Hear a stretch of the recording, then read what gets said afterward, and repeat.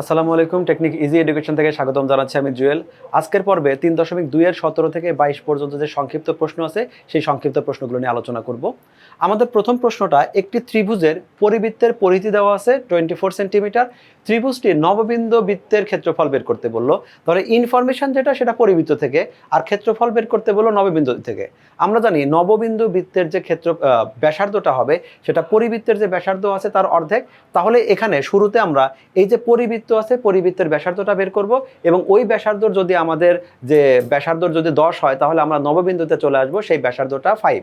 আর 5 হলে বৃত্তের তো আমাদের ব্যাসার্ধ হলেই তার ক্ষেত্রফলটা বের করা যাবে। চলো শুরুতে আমরা ধরে নিচ্ছি যে পরিবৃত্ত যেটা আছে সেই পরিবৃত্তের ব্যাসার্ধটাকে আমরা আর ধরে নিলাম। তাহলে সূত্র অনুসারে পরিবৃত্তের পরিধি হবে 2πr। এটা হলো আমাদের পরিবৃত্তের সূত্র অনুসারে আমাদের এর পরিধি, আর সেই পরিধির মান প্রশ্নে দেওয়া আছে 24 সেন্টিমিটার। তাহলে আমরা বলতে পারি 2πr এটা সমান 24 সেন্টিমিটার। তাহলে আর এর ভ্যালুটা পাচ্ছি আমরা 12/π। অ্যাপ্রোপ্রিয়েট মান, আমরা একটা দশমিকের মান পাচ্ছি, যেটা আছে সেটাই রেখে দেই। এখন এইটা যদি আমাদের ত্রিভুজের পরিবৃত্তের ব্যাসার্ধ হয় তাহলে নববিন্দু বৃত্তের ব্যাসার্ধ কি হবে? এই যে ব্যাসার্ধটা আছে তার অর্ধেক বা হাফ গুণ করে দেওয়া আর 2 দ্বারা ভাগ করা, মিনিং যেহেতু একই। তাহলে আমরা বললাম নববিন্দু বৃত্তের ব্যাসার্ধ যেটা আছে সেটাকে যদি আমি r1 ধরি, তাহলে এই r1 সমান কি হবে? আমাদের আগের r অর্থাৎ পরিবৃত্তের যে r আছে তার অর্ধেক হবে। আমরা মানটা পাচ্ছি 6/π। তাহলে ব্যাসার্ধ যদি 6/π হয় তাহলে ক্ষেত্রফলটা হবে কি? πr², যেটা আমাদের নর্মাল বৃত্তের সবগুলো বৃত্তেরই ক্ষেত্রফলের সূত্র যেটা। এই ম্যাথে আমাদের r এর মানটা হলো 6/π। ক্যালকুলেশন করলে আমরা পাচ্ছি 11.459 বর্গ সেন্টিমিটার। তুমি এইখানে এই মানটা ক্যালকুলেটরে যদি সরাসরি বসাও, আমরা সরাসরি এই মানটা পেয়ে যাচ্ছি। আমাদের 36/π যদি রেখে দেই সেক্ষেত্রেও মানটা আমাদের ওকে। আবার যদি দশমিক ভগ্নাংশে প্রকাশ করে দেই সেক্ষেত্রেও আমাদের একই মান আমরা বহন করবে। 18 নম্বর ম্যাথটা আমাদের 17 নম্বরের মতোই। এখানে বলা আছে ত্রিভুজের পরিব্যাসার্ধ যেটা 7 সেন্টিমিটার দেওয়া আছে, নববিন্দু বৃত্তের ক্ষেত্রফল কত? ক্ষেত্রফল ফ্যাক্ট না, আমাদের ব্যাসার্ধটা ফ্যাক্ট। নববিন্দুর ব্যাসার্ধ আমাদের হবে পরিবৃত্তের যে ব্যাসার্ধ আছে তার অর্ধেকটা। এখন নববিন্দু বৃত্তের ব্যাসার্ধ যদি আমাদের আর ধরে নেই তাহলে আমাদের এই আর এর মানটা কি হবে? হাফ ইন্টু পরিবৃত্তের ব্যাসার্ধ। তাহলে পরিবৃত্তের ব্যাসার্ধ 7 যদি বসায় দেই আমরা মানটা পাচ্ছি 3.5। এটা আমাদের যেহেতু প্রথম মানটা সেন্টিমিটার এককে ছিল, এগুলো আমাকে সেন্টিমিটার এককে বসিয়ে দিব। এখন তাহলে নববিন্দু বৃত্তের ক্ষেত্রফলটা কি হবে? πr², যেখানে আর এর ভ্যালুটা হলো 3.5 সেন্টিমিটার। এই আর এর ভ্যালুটা আমরা পরিবৃত্তের ব্যাসার্ধের সাথে কম্পেয়ার করে বের করলাম। তাহলে এইটুকু আমরা যদি ক্যালকুলেশন করি, ক্যালকুলেটরে আমরা মানটা ক্যালকুলেশন করলে পাবো 38.48 বর্গ সেন্টিমিটার। 19 নম্বর প্রশ্নে যেটা বলা আছে 5 সেন্টিমিটার এবং 12 সেন্টিমিটার 13 সেন্টিমিটার এই যে বাহু বিশিষ্ট ত্রিভুজের অন্তবৃত্তের ব্যাসার্ধটা কত হবে? তো এখানে যদিও তথ্যটা আমার সমকোণী ত্রিভুজ প্রমাণ করার প্রয়োজন নেই, তারপরেও যদি আমরা এখানে খেয়াল করি 5, 12, 13 এই যে 3টা বাহু আছে, এইরকম বাহু দিয়ে যদি কোনো ত্রিভুজ গঠন হয় সেই ত্রিভুজটা অবশ্যই সমকোণী ত্রিভুজ হবে। আমরা জানি ত্রিভুজের অন্তবৃত্তের ব্যাসার্ধ যদি আর হয়, সে আর সমান কি হবে? ত্রিভুজের ক্ষেত্রফল ডিভাইডেড বাই পরিসীমা। আমরা অনেক সময় এই সূত্রটাকে এইভাবে লিখে থাকি যে R equal A divided by P, যেখানে এ বলতে আমাদের ক্ষেত্রফলকে প্রকাশ করে এবং পি বলতে আমাদের এর পরিসীমা পেরিমিটারকে প্রকাশ করে। এখন এই ম্যাথে এ আমরা বের করব, ক্ষেত্রফলটা বের করব। এই ক্ষেত্রফল বের করার জন্য এখানে একটা আমরা যে নিয়মটা ফলো করেছি, S into S minus A, S minus B, S minus T, তোমরা এই সূত্র দিয়েও করতে পারো। অথবা আমি যেহেতু বললাম যে যদি কোনো ত্রিভুজের বাহু 3টা বাহু হয়, একটা 5, একটা 12, একটা 13 হয়, তাহলে এই সিরিয়ালটা যদি মেইনটেইন করে তাহলে অবশ্যই সেটা আমাদের সমকোণী ত্রিভুজ। যেখানে আমাদের 13টা হলো অতিভুজ, তাহলে 12 এবং 5 একটাকে লম্ব আর একটাকে ভূমি বিবেচনা করতে পারি। অর্থাৎ এখানে যে ম্যাথটা আমরা করেছি, আমরা বলেছি ত্রিভুজের ক্ষেত্রফলের সূত্রের জন্য কি লিখেছি? S into S minus A, S minus B, S minus C, যেখানে এস ত্রিভুজের অর্ধ পরিসীমা প্রকাশ করে, এ বি সি ত্রিভুজের 3টা বাহুকে নির্দেশ করে। এই মানগুলো বসায় দিলে পরিসীমা তো আমরা জানি যে এর 3টা বাহুর যোগফল। এখন আমরা এই সূত্রটা ব্যবহার করেও ম্যাথটা করতে পারবো। আমি তোমাকে বিকল্পভাবে যেহেতু বললাম যে এই ত্রিভুজটা অবশ্যই একটা সমকোণী ত্রিভুজ হবে, তাহলে আমাদের ক্ষেত্রফল নির্ণয়ের জন্য এই যে রুট ওভারের যে নিয়মটা আছে এই নিয়মটাও একদম পারফেক্ট, কিন্তু আমরা খুব স্বাভাবিকভাবেই দেখতে পাচ্ছি এই টাইপের মানগুলো ব্যবহার করা এবং ক্যালকুলেটরে ক্যালকুলেশন করা বেশ খানিকটা কমপ্লেক্স হয়।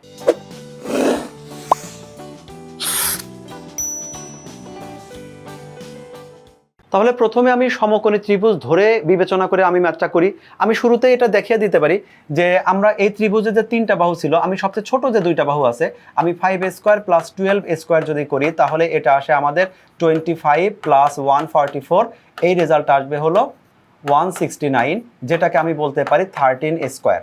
যেহেতু ছোট দুইটা বাহুর উপর স্কোয়ার বড় বৃহত্তম বাহুর স্কোয়ারের সমান হয়েছে, তাহলে অবশ্যই এটা সমকোণী ত্রিভুজ। এই ব্যাখ্যাটা দেওয়ার পরে তাহলে আমি বলে নিব, সুতরাং ত্রিভুজটার ক্ষেত্রফল কত? আমরা জানি সমকোণী ত্রিভুজের ক্ষেত্রফল হলো হাফ গুণন ভূমি গুণন উচ্চতার জায়গায় শুধু লম্ব বলবো, কারণ সমকোণী ত্রিভুজে যেটা উচ্চতা সেটাই আমাদের লম্ব। তাহলে এই ক্ষেত্রফলটা আমরা বলতে পারি হাফ ইন্টু, যেখানে আমাদের ভূমিটাকে বললাম 5 অথবা 6 12, মানে দুইটাকে পর্যায়ক্রমে লিখে দিলাম। এখন যেটা লম্ব হয় হোক, যেটা ভূমি হয় হোক, তাহলে এই রেজাল্টটা আসছে আমাদের 30। অর্থাৎ ত্রিভুজের যে ক্ষেত্রফলটা সেই ক্ষেত্রফলটা হবে আমাদের 30। আর পরিসীমা যেটা, এই যে 5 + 12 + 13, এটা তো আমরা পরিসীমা দুইটা ত্রিভুজের নিয়মের ক্ষেত্রে একইভাবে আমরা ফলো করব। এখন আমরা আমাদের বইয়ে যেটা আছে সেখানে চলে যাই। এখানে কিন্তু এস আমাদের অর্ধ পরিসীমা যেটা লিখে দিয়েছি, আর এ বি সি অবশ্যই ত্রিভুজের যে তিনটা বাহু দেওয়া ছিল এই বাহুগুলোকে নির্দেশ করবে। মানগুলো বসালে দেখো এখানে আমরা সেই যে আমাদের সমকোণী ত্রিভুজ ধরে যে ক্যালকুলেশনটা করেছিলাম 30, সেই 30টাই পাওয়া যাচ্ছে। আর পরিসীমা বরাবরের মতো এখানে আমাদের 15। তাহলে আমরা এই ব্যাসার্ধটার মান পাচ্ছি 2 সেন্টিমিটার। এখানে সমবাহু ত্রিভুজ নিয়ে আলোচনা করা আছে, যেখানে 20 নম্বরে বলা আছে সমবাহু ত্রিভুজ যেটার নাম PQR, এর পরিবৃত্তের ব্যাসার্ধটা 6 সেন্টিমিটার হলে ত্রিভুজটির বাহুর দৈর্ঘ্য নির্ণয় করো। আমরা জানি ত্রিভুজের বাহুর দৈর্ঘ্যের সাথে ত্রিভুজের পরিবৃত্তের ব্যাসার্ধের একটা সম্পর্ক আছে, আর সেই সম্পর্কটা কত? ত্রিভুজ এক বাহুর দৈর্ঘ্য সমান √3 ইন্টু পরিবৃত্তের ব্যাসার্ধ। সেক্ষেত্রে আমরা √3 টা আমাদের সূত্রে √3, আর এখানে পরিবৃত্তের যে ব্যাসার্ধ দেওয়া আছে সেই ব্যাসার্ধটা আমাদের 6 সেন্টিমিটার। এখানে অবশ্যই আমাদের যে ত্রিভুজটা থাকবে সেটা যদি সমকোণী ত্রিভুজ হয় তখনই আমরা এইভাবে লিখতে পারি, এক বাহুর দৈর্ঘ্য সমান √3 ইন্টু পরিবৃত্তের ব্যাসার্ধ। এখন এইটা যদি আমরা দশমিকে কনভার্ট করি, সেখানে আমরা দশমিকে কনভার্ট করে রেজাল্ট লিখতে পারবো। তবে যদি এইভাবে লিখি সেটা সবচেয়ে ভালো হয়। এই জন্য দশমিকে কনভার্ট করে লেখার সময় তুমি দশমিকের পরে 2 ঘর 3 ঘর 4 ঘর এর বেশি কখনো নাও না, কিছু অংশ অবশ্যই বাদ দিয়ে দিতে হয়। কিন্তু যখন এইভাবে লিখে দেব মানে সম্পূর্ণ ইনফরমেশনটা এখানে রয়ে গেল। তো আমরা চেষ্টা করব এরকম রুট সহই রাখার জন্য, দশমিকে না রাখার জন্য। পরবর্তী প্রশ্নটা একটি ঘনক নিয়ে। আমরা জানি ঘনক এমন একটা ঘনবস্তু যার দৈর্ঘ্য প্রস্থ উচ্চতা তিনটাই আমাদের পরস্পর সমান। আর প্রচলিত নিয়ম অনুসারে ঘনকের প্রত্যেক বাহুকে আমরা এ ধরে থাকি। ইভেন সমবাহু ত্রিভুজ যেটা আছে সেখানে আমরা সমান বাহুকে এ ধরে থাকি। এখন ঘনকের কর্ণের মানটা দেওয়া আছে 3√3, আর আমরা ঘনকের কর্ণের সূত্রটা জানি √3a, যেখানে এ বলতে ঘনকের প্রত্যেক বাহুর দৈর্ঘ্য বোঝাচ্ছে। তাহলে আমাদের এখানে যেটা ঘনকের কর্ণের দৈর্ঘ্য √3 বাহুর দৈর্ঘ্য, যেটাকে আমরা এ বলি, এ সেন্টিমিটার, এই যে মানটা থাকলো এটা হলো আমাদের সূত্র অনুসারে কর্ণের দৈর্ঘ্য। আর প্রশ্নে দেওয়া আছে তার মানটা হলো 3√3। তাহলে আমরা প্রশ্ন মতে বলতে পারি √3a সমান 3√3। উভয় পক্ষে যদি আমাদের √3 কেটে যায় তাহলে এর যে ভ্যালুটা থাকে এ হলো 3। অর্থাৎ যে ঘনকটা নিয়ে আমরা আলোচনা করছি ঘনকের প্রত্যেক বাহুর দৈর্ঘ্য হলো এ, যেহেতু আমাদের 3, যেহেতু আমাদের হিসাবটা হচ্ছে সেন্টিমিটারে, তাহলে আমরা বলে দিব এটা 3 সেন্টিমিটার। আমাদের প্রশ্নে বের করতে বলছে এর আয়তন কত। আমরা জানি ঘনকের আয়তন সমান বাহু কিউব, অথবা এখানে যেহেতু প্রত্যেক বাহুর দৈর্ঘ্য আমরা এ ধরেছি তাহলে আমরা বলতে পারি a কিউব। আমরা শুধুমাত্র সূত্রে যদি এর ভ্যালুটা বসিয়ে দেই 3 কিউব মানে 27, সকল প্রকার আয়তন অবশ্যই ঘন এককে বের হবে। তাহলে এই আমাদের রেজাল্টটা হচ্ছে 27 ঘন সেন্টিমিটার। আমাদের এই প্রশ্ন আছে ব্রহ্মগুপ্তের উপপাদ্যটা নিয়ে। উপপাদ্যটা আমাকে বিবৃত করতে হবে। উপপাদ্যের মধ্যে আমাদের দুইটা শব্দ আছে, সেটা হলো যে বৃত্তের অন্তর্লিখিত এবং চতুর্ভুজের কর্ণের সাথে একটা সম্পর্ক আছে। এইটা আমরা সংজ্ঞাতে আসবো, তার আগে আমরা দেখে আসি ব্রহ্মপুত্রের উপপাদ্যটা কেমন হবে। এই উপপাদ্যের মধ্যে বলা আছে যে চতুর্ভুজটা আমাদের থাকবে হলো বৃত্তের ভিতরে, কিন্তু এর কর্ণটা হবে হলো সমকোণে একে থাকতে হবে। কর্ণটা যেহেতু সমকোণে থাকতে হবে, আমরা শুরুতে চতুর্ভুজ আঁকলে তারপরে কর্ণটা যখন আঁকবো সেটা সমকোণ নাও হতে পারে। আমরা বোঝার সুবিধার্থে আগে বৃত্ত না অঙ্কন করে আগে আমরা কর্ণ অঙ্কন করে নেই, আগে চতুর্ভুজ না করে আগে কর্ণ অঙ্কন করে নিলাম। ধরলাম এইটাই হলো চতুর্ভুজের কর্ণ, এই যে দুইটা বেগুনি কালার দিলাম এটা হলো চতুর্ভুজের কর্ণ।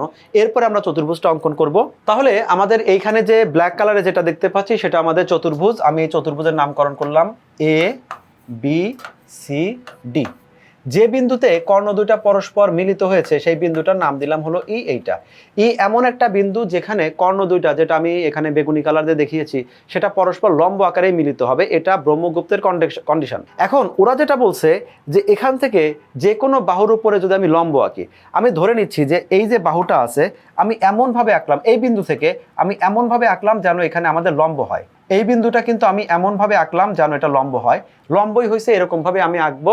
তাহলে এখন আমি ধরে নিচ্ছি, আমি নামকরণও করে দেই, এই যে EF আমি এখানে ধরলাম EF। তাহলে EF এমনভাবে আমি আঁকলাম যেন এটা লম্ব হলো কার উপরে, AD এর উপরে লম্ব হলো।